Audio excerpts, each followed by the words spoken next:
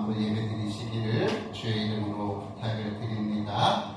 예배 찬양 부르시겠습니다. 지존하신 주님 이름 앞에 찬송 올립니다.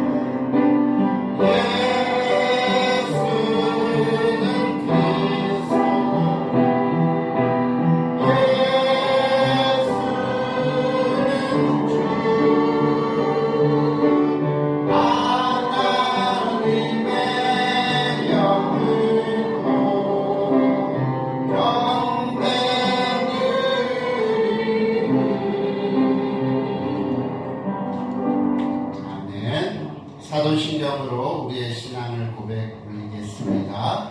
전능하사 천지를 만드신 하나님 아버지를 내가 믿사오며 그 외아들 우리 주 예수 그리스도를 믿사오니 이는 성령으로 인가하사 동정녀 마리아에게 나시고 본디오 빌라도에게 고난을 받으사 십자가에 못 박혀 죽으시고 장사한 지 사흘 만에 죽은 자 가운데서 다시 살아나시며 하늘에 오르사 전능하신 하나님 우편에 앉아 계시다가 저희로서 사는 자와 죽은 자를 심판하러 오시리라.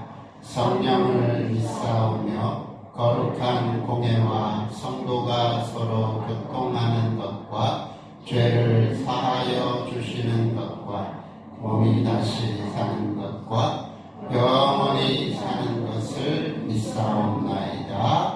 아멘. 찬송 93장입니다. 예수는 나의 힘이요.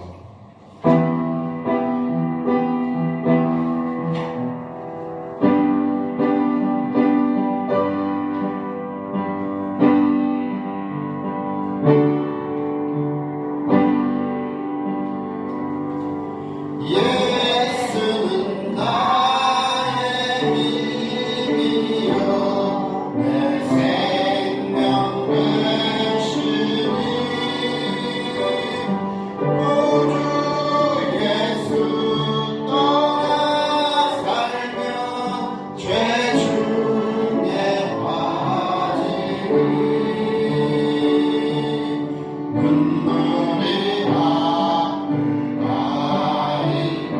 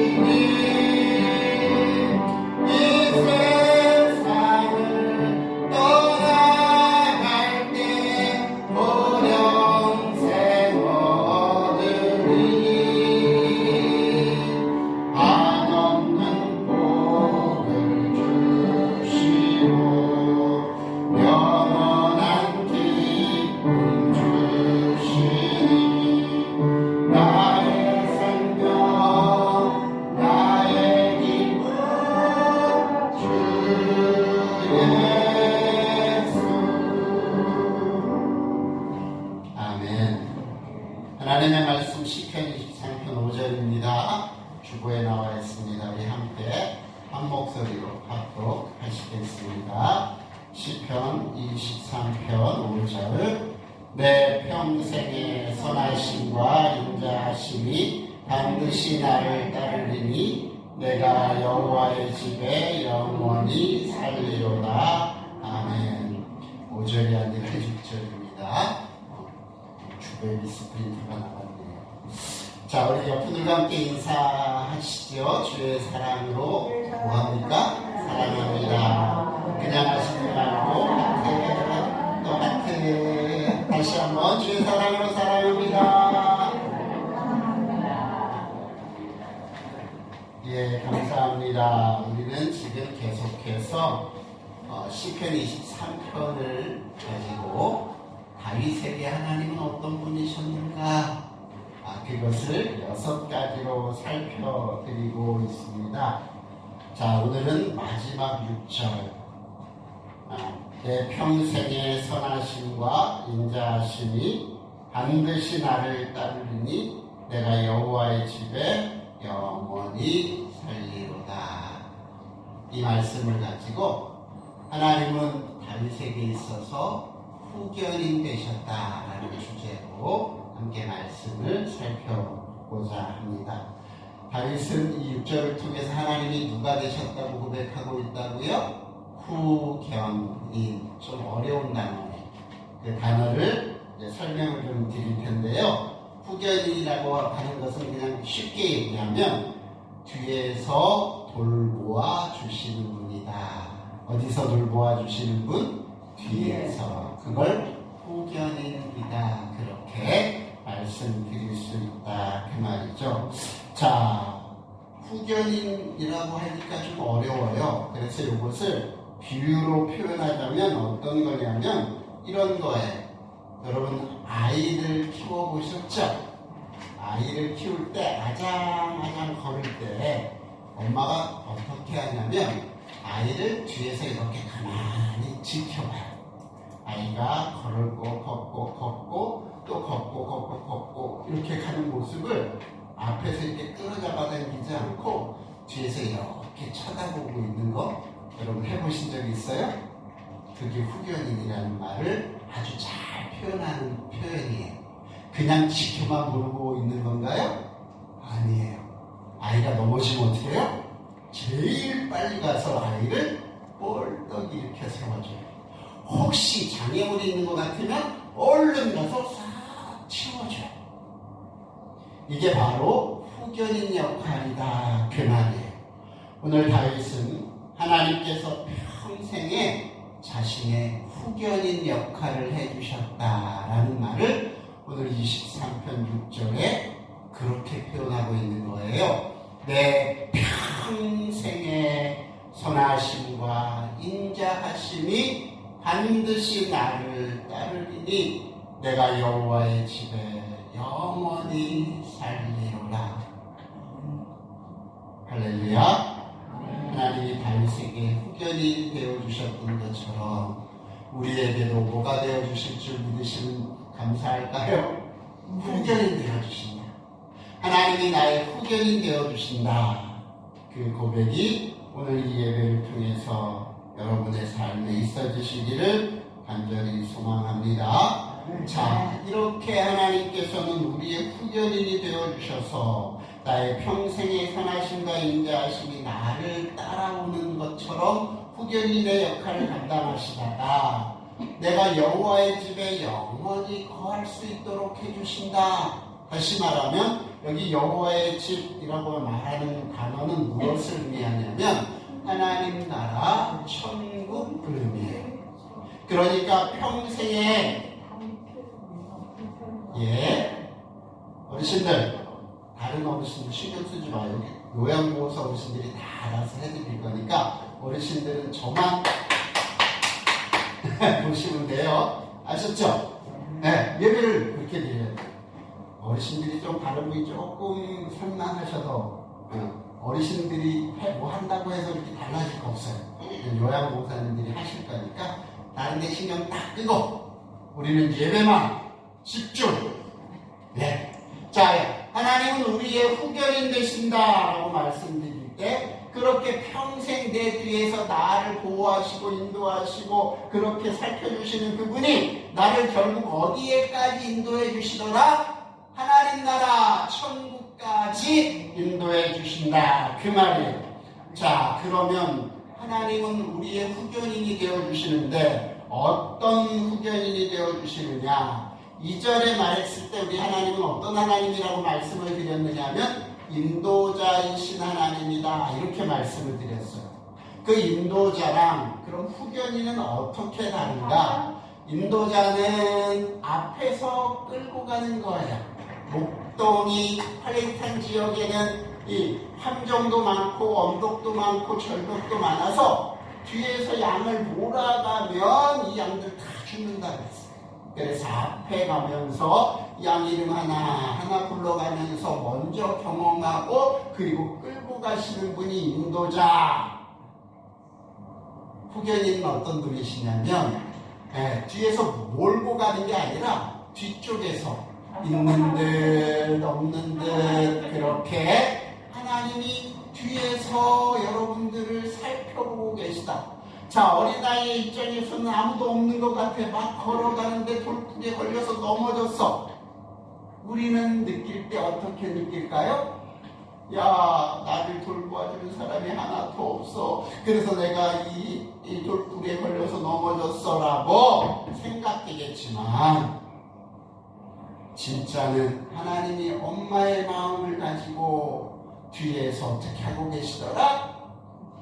지켜보고 살펴보고 그리고 도와주고 그리고 우리가 스스로 인생을 걸어낼 그 힘을 얻게 하기 위해서 우리가 스스로 뭔가를 할 수 있도록 계속해서 우리를 지켜주시는 분이 하나님이시다라고 고백할 때 그것이 후견인이다라는 고백이란 말이에요. 그러므로 사랑하는 성도 여러분, 우리는 늘 기억하십시다.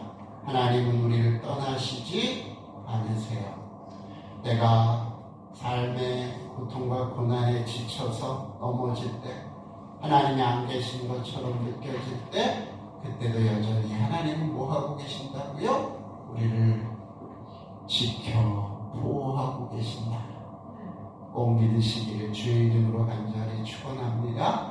아니 그럼 하나님 우리가 이 땅을 살아가면서 왜 고통당할 때 하나님 없는 것처럼 느껴질까요? 왜 우리가 고통당할 때 하나님은 나를 도와주지 않는 것처럼 내가 생각이 될까요?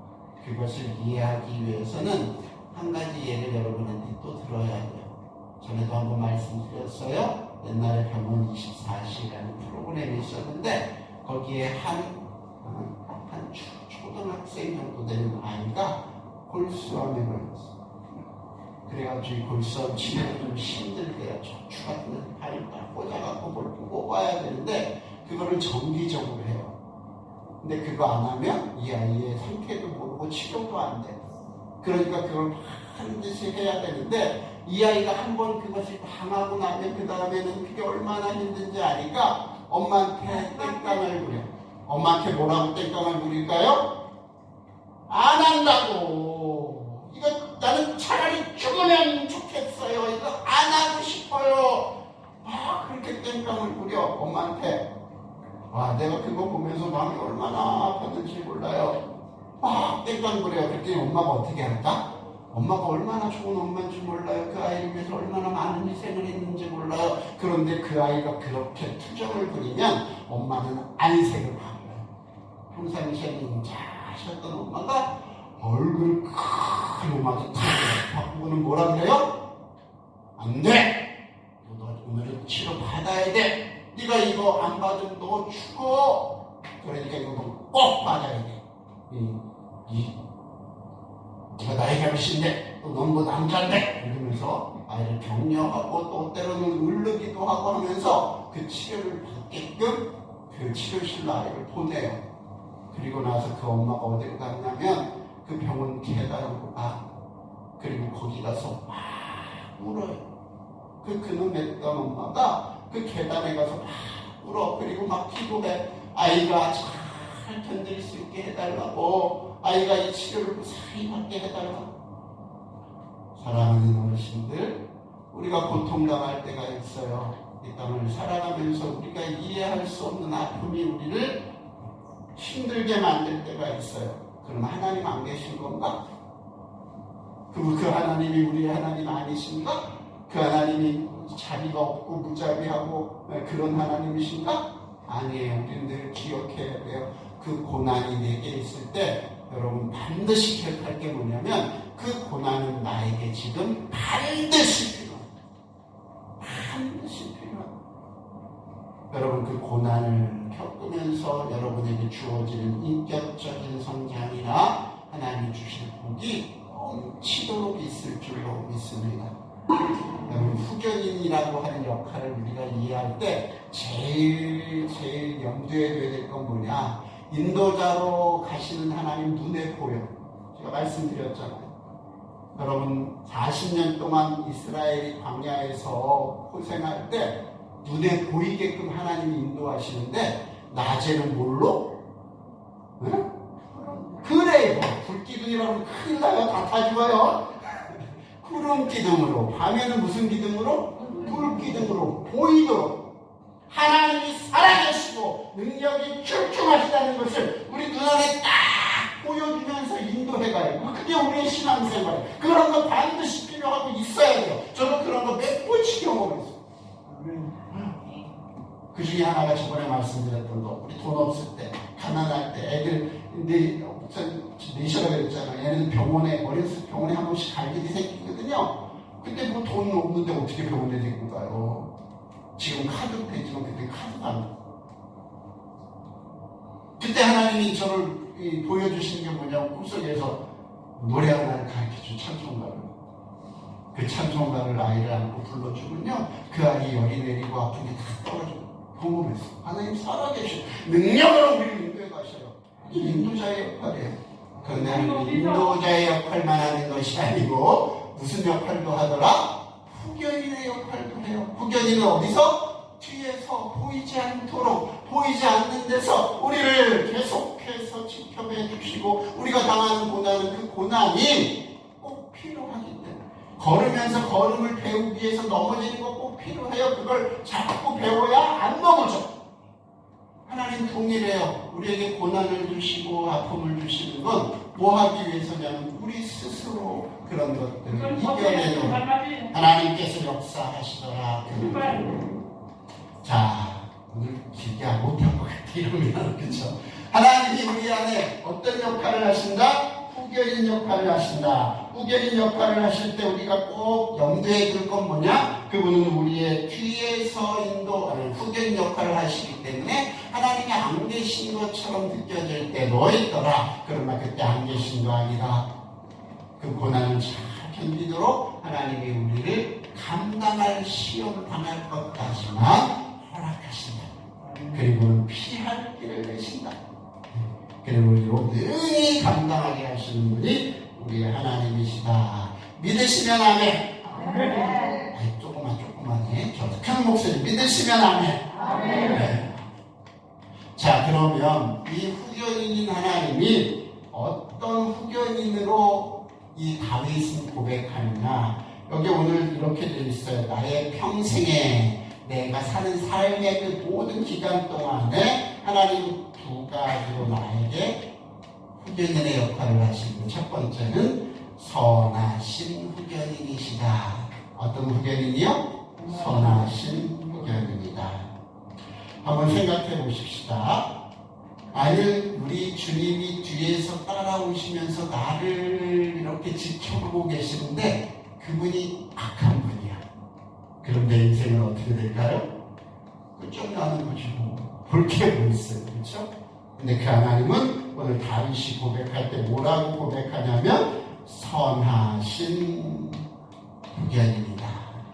선하신 평생에 나의 뒤에서 나를 따라왔다. 내가 고통당하고 넘어졌음에도 불구하고 돌이켜봐서 시간이 지나고 나니까 그것조차도 하나님의 선하심이었다. 하나님이 그렇게 여러분의 선하신 목자가 되어주신다는 사실을 여러분 꼭 기억하시기 바랍니다. 다윗이 실패했었잖아요. 언제요? 우리아의 아내의 목욕하는 모습을 보고. 이 남자들은 보는 것이 되게 약하대. 네, 이 다윗이 궁에서 늦잠을 잤어요.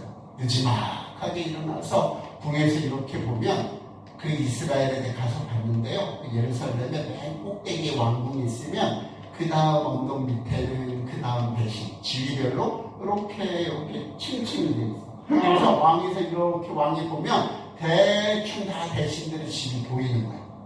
근데 다윗이 되지 이렇게 일어나서 딱 봤더니 저쪽 우리아라고 하는 대신의 집에 보니까 여자 하나가 목욕통에서 목욕을 하고 많은 가라이 같은 거 하나 놓고 그걸 봤어요.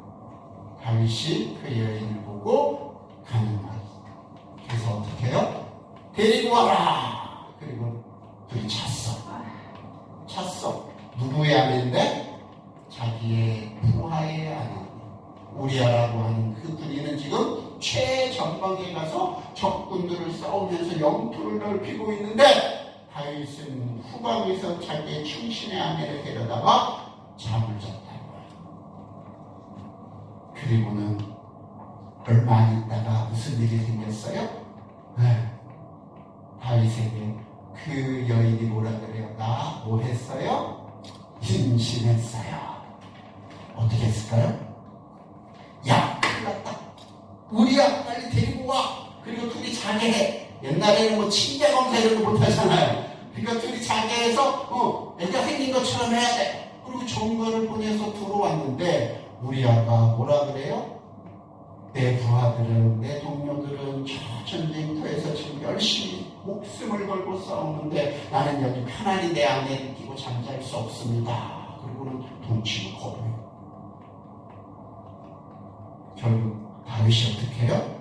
밀서를 하나 딱 써서 보내요. 이번 전쟁에서 지고 이기는 건 상관없다.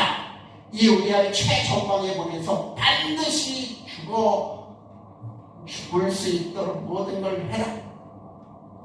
그래가지고 결국 그 우리아는 전방에 가서 최전방에 가서 어떻게 됐을까요? 죽었어요. 그리고 다윗이 그 우리아의 아내 바세바를 아내로 삼고. 이거 누가 다 보고 계셨어요? 하나님이 안 계신 것처럼 보일 때 많아요. 우리가 잘못을 하고 죄를 져도 즉시로 하나님이 에이 여러분 꿀밤 가져라 이렇게 안 하시죠. 하나님 지켜보고 계십니다. 돌이키기를 원하신다고, 회개하기를 원하신다고, 스스로 하나님이 서기를 원하신다고, 우리가 성숙하기를 원하신다.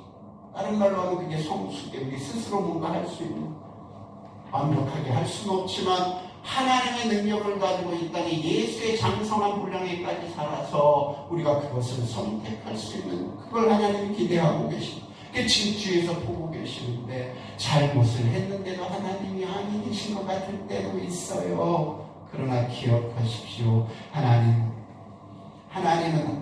털 한 허리만큼의 잘못도 보고 계시고 기억하고 반드시 갚지 않고는 그곳에서 나올 수 없다라고 하나님 얘기하고 계십니다.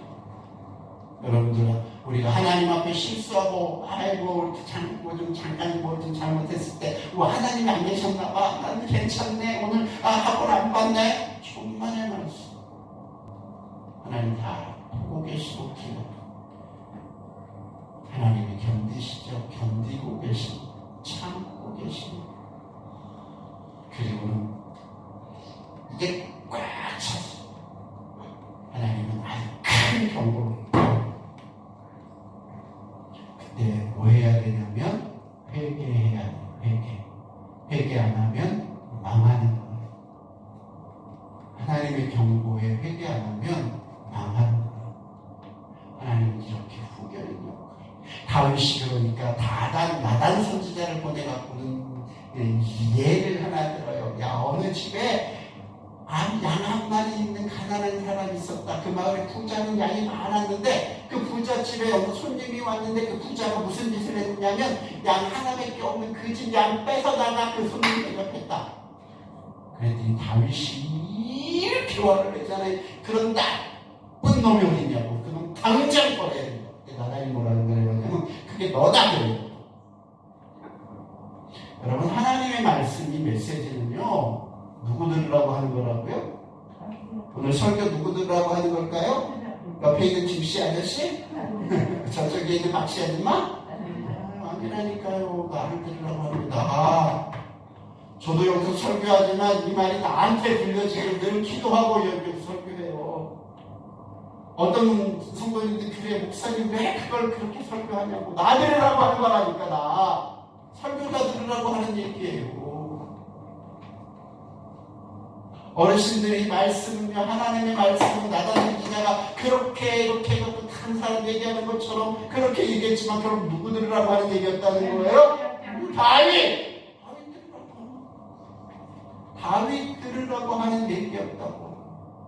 우리는 늘 기억하셔야 돼요. 이것이 선하심이에요. 우리에게 무조건 잘해주고 우리가 무조건 뭐 이렇게 하는 게 선하심이 아니라 때로는 책망도 하시고 때로는 우리를 인도해 가시기도 하고 때로는 위로도 하시고, 이게 선하신 하나님의 뜻을 이루기 위해서 하나님 오늘도 우리의 뒤에서 우리의 모든 것을 관할하고 계셔요. 떠나시지 않으셨다고요. 엄마가 어떻게 그 아이를 떠나요? 그 시선이 계속 그 아이에게 머무르는 것처럼 하나님은 오늘도 저와 여러분, 우리의 인생 가운데 우리가 어떤 고비에 있든지 어떤 상황에 놓였든지 그 눈이 우리를 향하고 주목하고 계십니다. 우리가 그런 선하신 하나님이 우리의 후견자이신 것을 믿으시기를 주의 이름으로 간절히 축원합니다. 두 번째, 다윗은 하나님을 어떤 후견인으로 고백하느냐? 인자하신 하나님이시다. 인자하신 후견인이시다. 나의 평생에 선하심과 인자하심이 나를 계속해서 따라왔다. 그렇게 고백하고 있습니다. 여기 인자라는 말은 어떤 말이냐면 헤세드라고 하는 말이에요. 헤세드.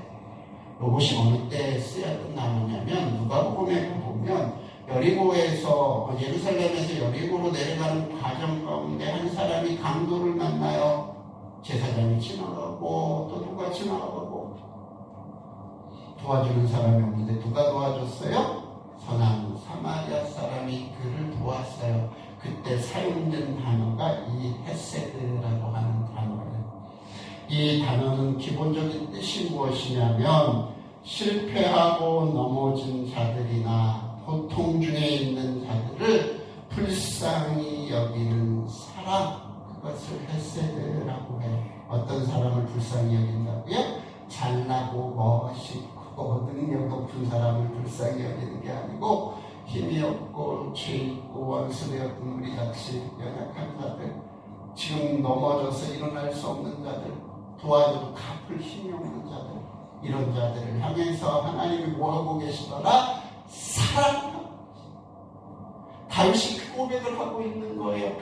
평생에 하나님 내 위해서 내가 갚을 수 없는 만큼 잘못하고 내 능력 가운데 하나님 앞에 아무것도 하지 못했고 내가 하나님을 위해 헌신하거나 내가 하나님을 위해서 아무것도 할 수 없는 그 순간에도, 그때 넘어진 그 자리에도 하나님 찾아오셔서 나와 함께 하여 주시고 임마누엘 하여 주셨다라고 하는 거예요.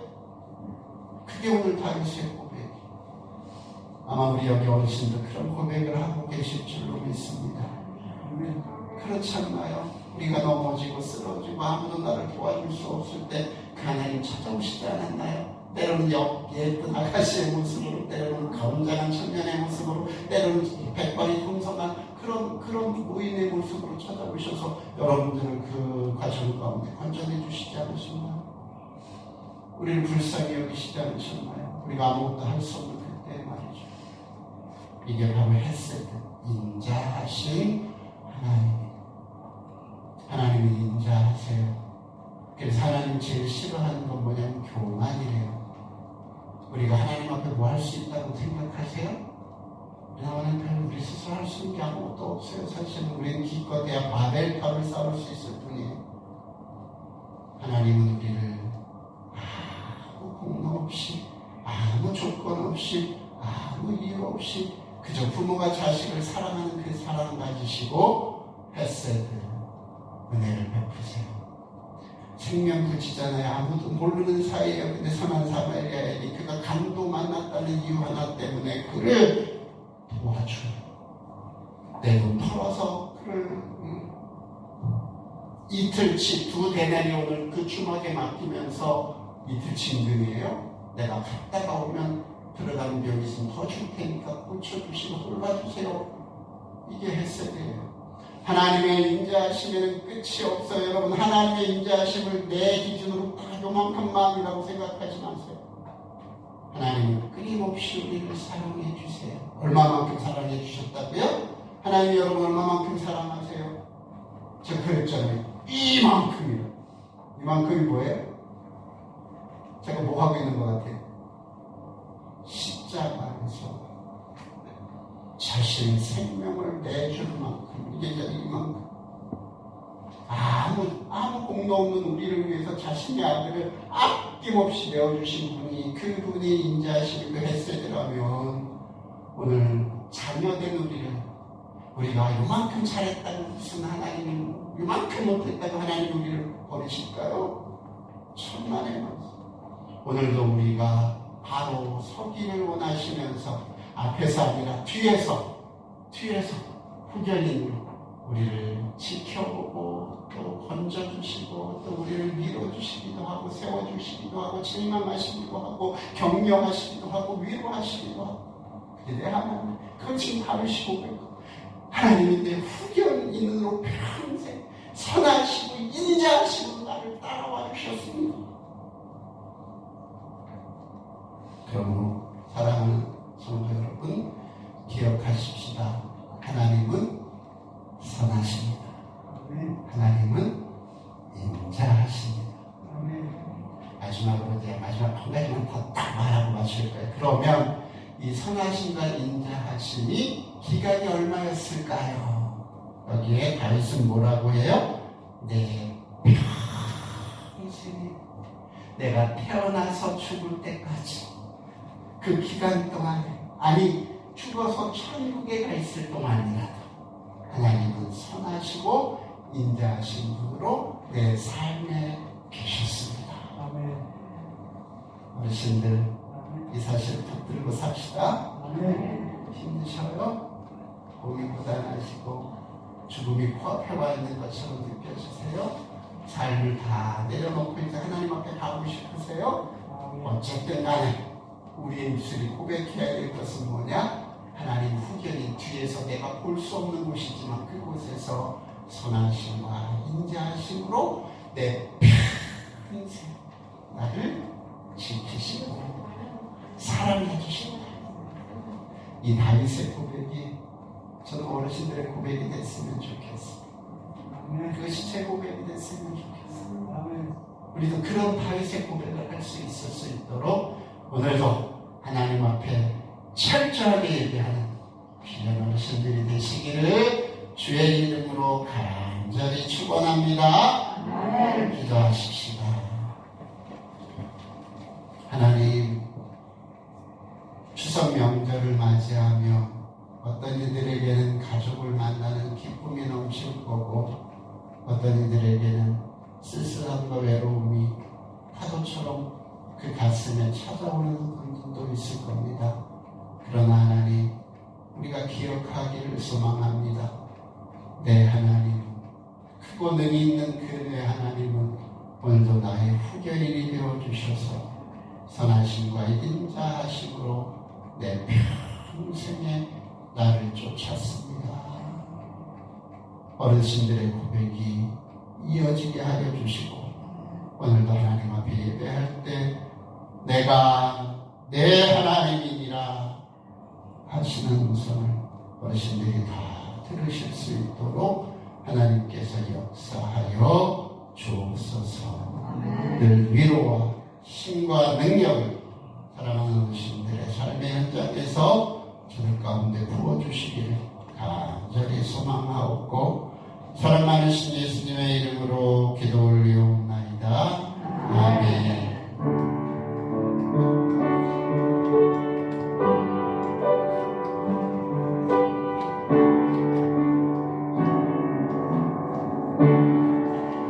기도하겠습니다. 지금은 우리 주 예수 그리스도의 은혜와 하나님 아버지의 극진하신 사랑하심과 성령 하나님의 도와주시는 은사가 오늘도 내 하나님이 보이지는 않지만 뒤에서 나를 지키시고 격려하고 또 그렇게 보호해 주신다는 사실을 신앙으로 고백하며 이 자리를 떠나는 주의 거룩한 모든 백성들 머리머리 위로 저들을 숨기고 수고한 모든 이들의 삶 가운데 이제로부터 영원토록 함께 계실지어다. 아멘.